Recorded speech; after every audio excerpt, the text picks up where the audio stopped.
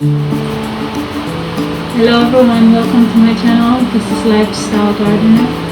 Today I'm going to be making salsa and also going to be dehydrating some bell pepper so I can make some bell pepper powder. And I will also be canning the salsa afterwards in the steam canner. So stay tuned, I will show you some of the process of doing that. So I have 15 bell peppers. From the 15 bell peppers, I'm going to take out 3 bell peppers to put in the salsa. I forgot, since I'm making my own homemade salsa, I'm going to make it the way I want with my own ingredients, whatever ingredients that I want. I want the bell pepper. I want it to have a lot of bell pepper according to the amount of tomatoes I have. And I want it to be thicker than normal. Normally when I make bell pepper, salsa, I made it a couple times in my life since I started canning. And this is going to be, I think, the 3rd time since making it. The other times I made it homemade, and canned it. It was a little bit too watery, and I never ever thought that about maybe there's a way to make it more thicker. So what I'm going to try to do, I have a can of tomato paste, and I'm going to try to put that in the salsa and see if that will thicken it, because that's one of my secret that I do. That's one of the secret that I do when I make tomato sauce. Well, that was before I got the juicer, the steam juicer. I used to use tomato paste to make my pasta sauce more thicker and make my ketchup more thicker. But that's another story for another day, when I do use the steam canner for making pasta and ketchup. I'll show you how I use it. But I'm not going to be using it to make the salsa. So I'm going to try to thicken the salsa with tomato paste. So right now I'm just cutting the bell pepper in half, and then I'm going to cut. I'm putting them in the bowls, and then after I do that, I will cut them in smaller pieces, and then I'm going to blanch them less than a minute and put it in the dehydrator. Oh my gosh, you guys wouldn't believe how much crazy stuff is happening. I just heard recently that they say North America have water shortage. So that's include Canada, where I am in right now. So now they're saying that there's a dry spell now in Canada. So you know what that means. That means that they might turn off the water on us. I'm just saying, I don't know if they will do that, but I think that they're trying to hint that they're going to turn off the water on us. I know that in some countries they rotate the water through different cities, and you know, anything is possible. That can happen also in Canada, really. I won't rule out anything right now. So the thing that I was telling with you guys, to save the bottles and put water in it, take heed and do that. just in case if they say that they have to rotate the water through different city and different province, just in case. And I also heard in the province that I used to live that downtown in that area, how the power was out all day. They had a blackout all day. So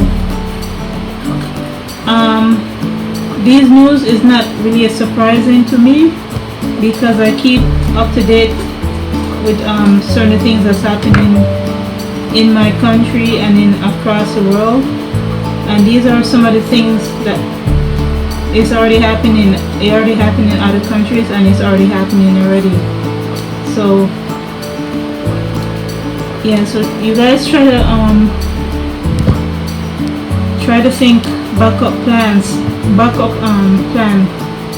if any of these things happen, whether turn off the power on you or turn off the water for whatever reason, you know. Try to think of what you would do if they turn off the water or the power in the winter time, in the fall time, in the summertime, you know. Try to come up with something that you guys can do.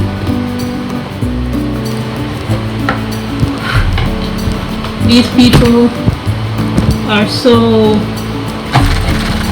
wicked, I tell you. I can't believe I have to be telling people this also. If you guys may not know that most of the time I try to make my own bread at home. 2 days ago I was getting lazy, so I decided to go buy bread from the store instead of making it.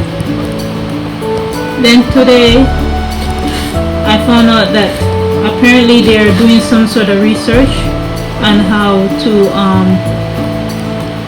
make yeast for the bread with something that a normal person in their right mind would not think about, even thinking about doing. I'm not even going to say anything because this is YouTube. I'm not going to say exactly what they're doing with the yeast, what they're experimenting it with. So now I'm thinking I'm going to have to start making my own yeast. I know to make sourdough. I did it before a few years ago. So I'm gonna have to start experimenting, making different kind of yeast to make my own bread and stuff like that. I do have yeast, but just in case when the ones that I do have run out, I'm gonna have to start making my own from scratch.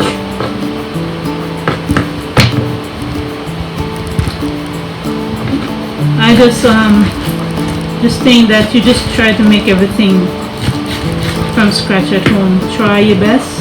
Some things you can't, you know, whatever is your battle, whatever you can fight and do, you do. Whatever you can't, you know, it is what it is. There only so much things we can do. So you see, I'm cutting them lengthwise, then I'm gonna blanch them.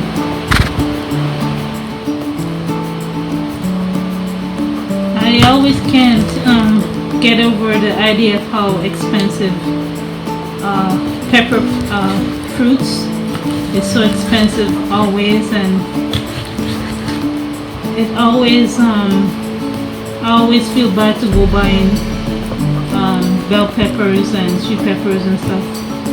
I kind of could understand why it's so expensive to buy bell pepper, but still, man, I still don't want to pay the money because bell pepper takes so long to grow into a fruit and stuff like that. But when you do get the bell pepper, they don't last that long nowadays, and not only they don't last that long, sometimes you get the bell pepper and it's starting to you cut it open and it's starting to go bad inside. That happened to a few of the peppers that I just cut open. But I'm thinking, bell pepper will make the food taste even nicer. It's like a nice little treat to be able to have in your cooking. So since the bell pepper, they don't last that long when you do buy them, I'm thinking dehydrating is a better way to go. I know some people, they will buy it and freeze it in the freezer, but if they turn off the power, or if the power get cut off like what happened earlier on to the people in Ontario downtown, your food can go bad. I think after 3 days in the freezer. And the thing with the power, if the power goes out, you don't know how long it's going to go out for, and you don't want all of that money you spend on the food and it go to waste.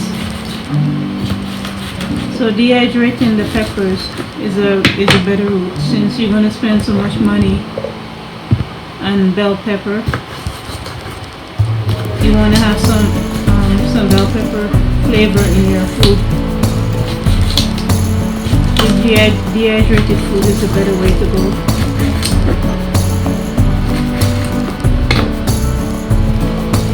So two of the main ingredients that would be really nice if I did have, but I don't have, would be cilantro and basil. But you don't need those ingredients to make salsa. There's you can make salsa in many different ways. You can use many different ingredients. You could even make salsa with pineapples and mangoes and you name it. So it's up to the individual really when it comes to the salsa. But I'm just going to use what I have to make it. And I'm not going to remove the skin of the tomato, because the skin is good for you, and it's extra work to remove the skin, so I'm not going to do that.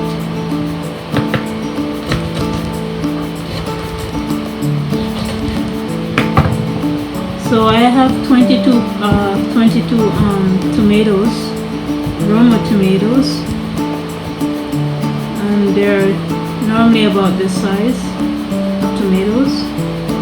I'm gonna use that to make the salsa.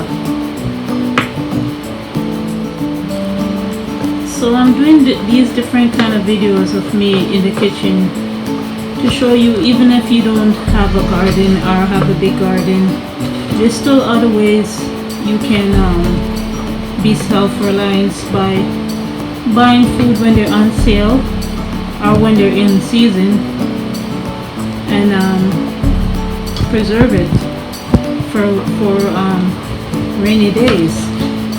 Because even these tomatoes, 22 tomatoes, they're on sale for $5.99, and you could, most of the time you cannot get deals like that for that many tomatoes.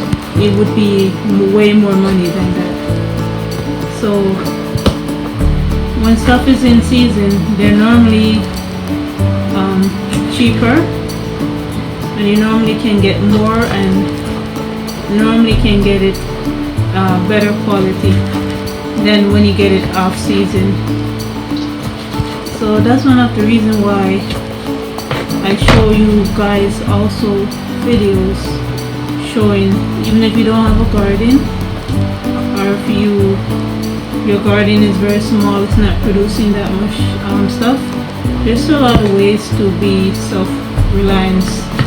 The key is not having all of your eggs in one basket. You find out you do things in many ways to survive.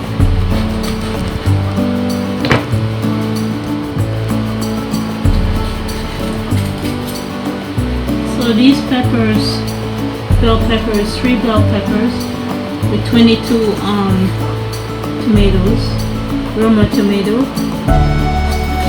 I'm just removing the white part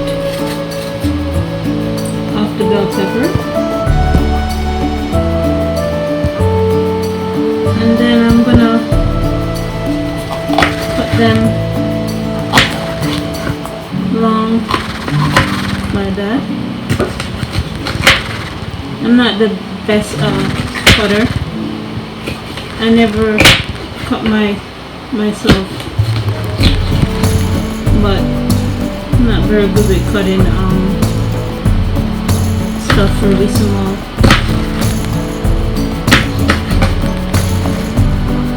Especially when I'm tired.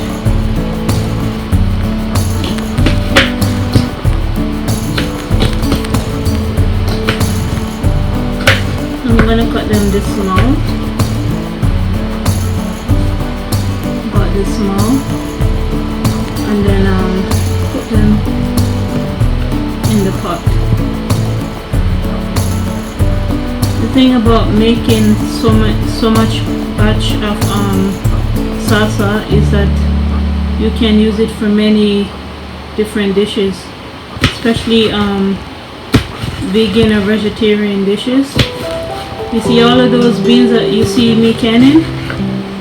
I can eat the salsa along with any one of the beans or the peas that I can, and that's called convenient food there. So many times the canned food that I made save us money, but sometimes I get tired or forget to cook something or get sick or something happened where I didn't get a chance to cook something. Instead of going out to buying fast food at a restaurant, I just open up a can of food. If it's already seasoned up already with all of the ingredients, just warm it up. If not, I create a meal with different ingredients, and I can mix it with food that I cook also. I can turn the soup into different kind of meals, you know. So I have to use my imagination.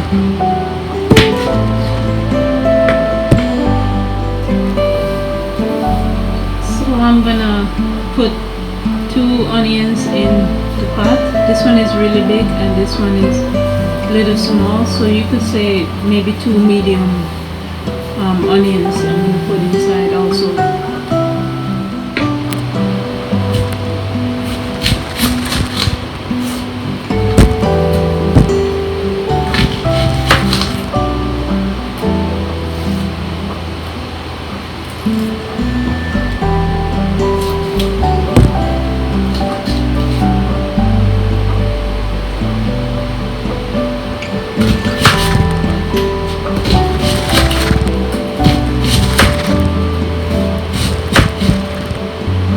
You don't want the onions to be too small in the salsa.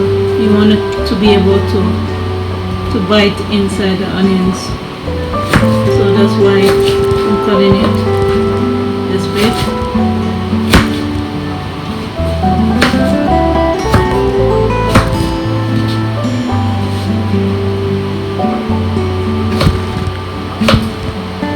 Well, I don't want it to be too small in my salsa. Everybody's different. You make the salsa according to what you like in a salsa.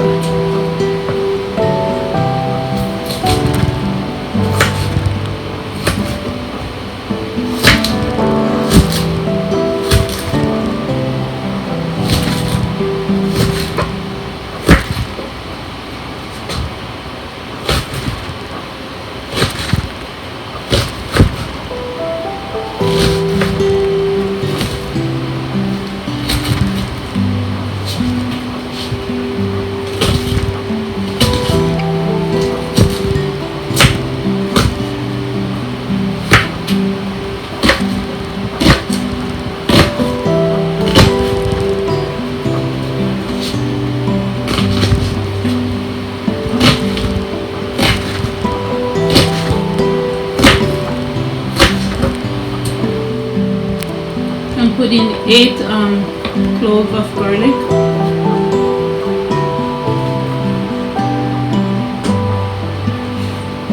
A little fresh parsley that I got from the garden and a dry one. And I'm going to put 4 pepper, 4 hot chili. It's not chili, it's related to the jalapeno, but a smaller version of jalapeno. And I'm going to remove the seeds also. So this is what key lime look like. They're smaller than regular lime and they smell so sweet. They're in season now in the grocery store.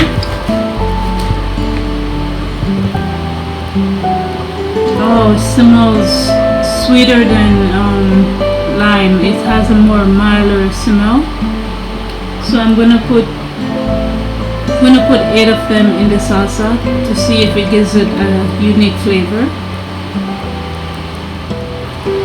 So I tried the salsa with the jalapeno and all the other ingredients, and I taste the key lime. It gives a nice unique flavor. It doesn't make it sour, but it brings out the flavor more of the salsa. So I'm gonna add about 1 tablespoon of cumin, and I'm going to start off with maybe 6 tablespoons of this for salsa. It's a salsa mix. I open it. This is what it looks like. Salsa season, actually. And I'm gonna start off maybe with 3 tablespoons of lemon concentrate, lemon juice concentrate. If it's not strong enough, I'll put more. I'll let you know if I put more. And I'm gonna put the whole can of tomato paste, 369 ml inside. And I don't know if I said it, but I'm going to put 1 tablespoon of salt and see how everything come out. Then I sprinkle some black pepper just for extra flavor.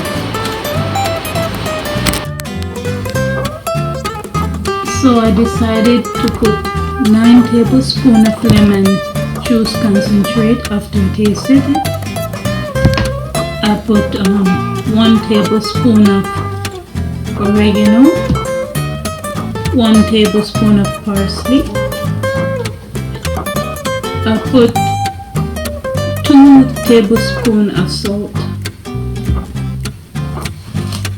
and I put 1 tablespoon of brown sugar,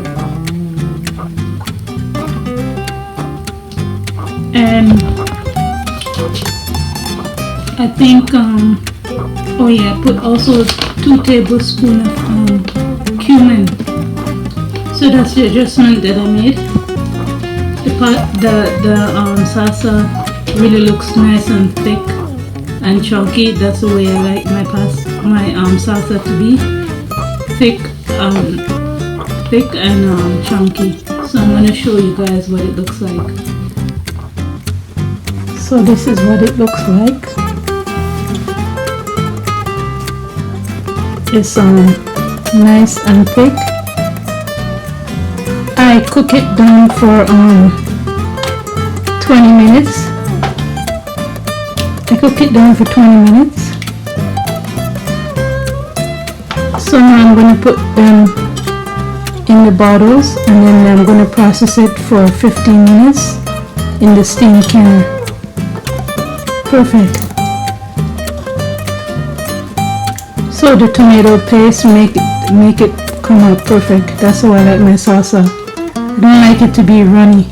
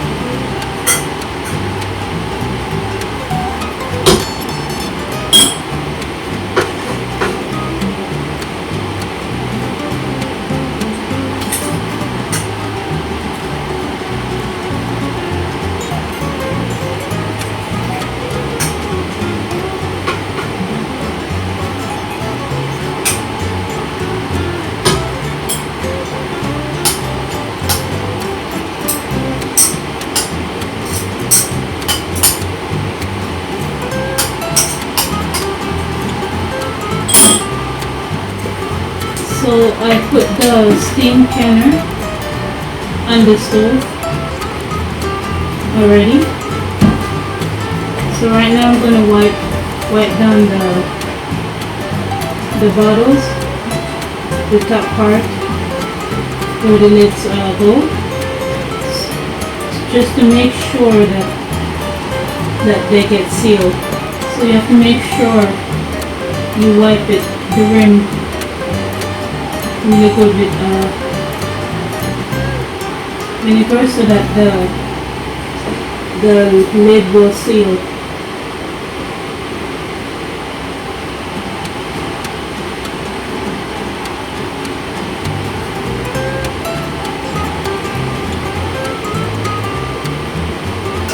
I think this is the best salsa I ever made actually, because it came out perfect the way I like it, not runny. The tomato paste was a good idea.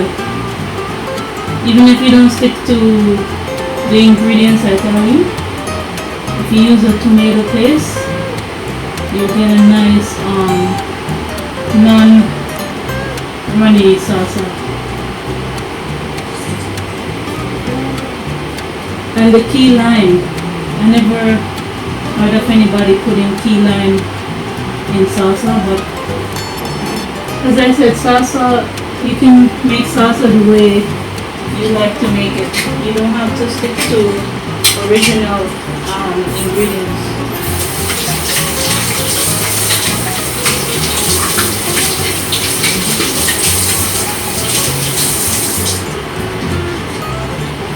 So now I'm going to put the lids on. So basically I got like 6.5, more than a half of bottle of. I make sure I put vinegar in the water so that it won't leave any residue on the bottles. Otherwise it'll be very hard to clean it off afterwards. So the steam canner, the arrow is pointing to the zone that I'm in. So now I'm going to set my timer for 15 minutes and process it for 15 minutes. Then I'm going to leave it, turn off the stove in 15 minutes, and then I'm going to leave the salsa in the steamer for 5 minutes before I remove it. By my side,